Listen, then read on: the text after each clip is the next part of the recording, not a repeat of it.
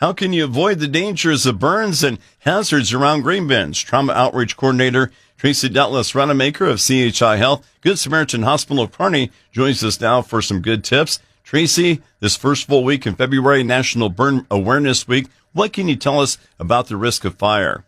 Paul, burn injuries continue to be one of the leading causes of accidental deaths and injuries in the United States. Those injuries can happen from residential fires, vehicle crashes, and fires from other sources. One fire death is happening every 2 hours here in the United States. The majority of these injuries are preventable. One of the biggest culprits is adding accelerants to fires. Never add an accelerant to an active fire. Other tips to prevent burns are to set your water heater temperature at 120 degrees Fahrenheit to prevent unintentional scalds. Create a kids-free zone around any ovens and stoves and your fireplace. Use appropriate heat sources for homes and garages and your shop, making sure to clean any chimneys yearly. Store your flammables in the original containers and make sure to keep them away from any heat sources. Clean your lint buildup around your dryer monthly and the lint trap with every use of your dryer. Never smoke in bed or while falling asleep. And lastly, do not overload your outlets and your circuits. Make sure that you have working smoke detectors throughout your home and businesses, and don't forget to change those batteries. Also, have an escape plan and make sure that your family is practicing it and has a safe place to meet outside so that you know when everyone is out. If you do sustain a burn injury or smoke inhalation, seek that medical attention immediately. This time of year, there seems to be a lot of activity around the grain bins while moving grain out. Grain Bin Safety Week runs this year from February 16th through the 22nd. Tracy, do you have any safety tips to keep in mind around the grain bin? Much like quicksand, flowing grain can bury a worker within seconds. So here's a few safety measures to practice while working around grain. Keep all children out of grain bins and wagons. Try to have at least 3 people involved when you are working in the grain bin and enter with a rope and safety harness. In case of an accident, it will take 2 people to lift you out using the equipment. Don't count on someone outside of the bin being able to hear you when you shout. Equipment can be extremely noisy and block out your calls for help.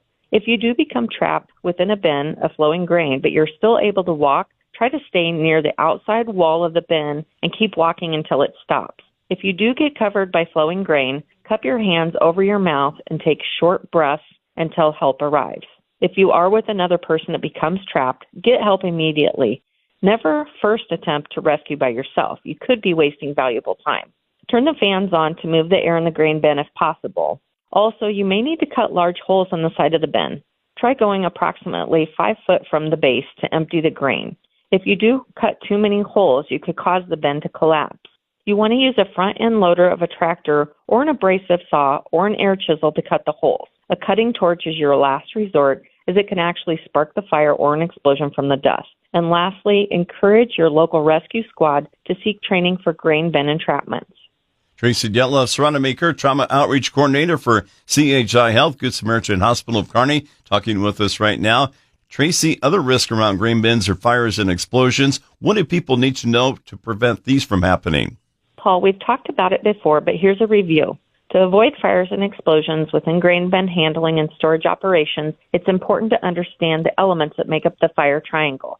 Fire requires 3 things to support it: fuel, heat, and oxygen. For explosion, you add dispersion and confinement. Managing fires and explosion hazards means focusing on strategies to eliminate one or more of the elements required to support that fire explosion. Since oxygen is difficult to eliminate, efforts are usually focused on eliminating one of the other elements. Common elements that would create heat, including cutting, welding, torching, or drilling. Avoid these activities to reduce the completion of the triangle. Dust control is another important step when analyzing your grain handling system. By controlling dust, you're decreasing the fuel. Tracy, do you have any final thoughts?